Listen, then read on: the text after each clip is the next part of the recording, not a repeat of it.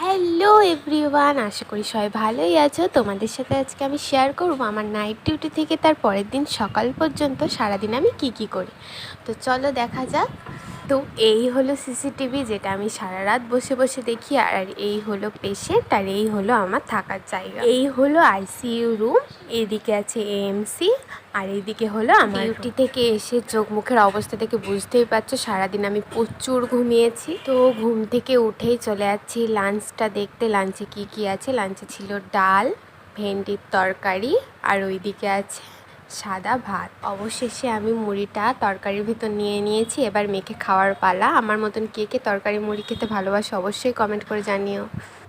এই কদিন এত এক নাগাড়ে বৃষ্টি হয়েছে যে এখন ওয়েদারটা ঠান্ডা ঠান্ডা, কত সুন্দর লাগছে। তো ভাবলাম একটু ওয়েদারটা দেখতে দেখতে আমি খাওয়াটা এনজয় করি।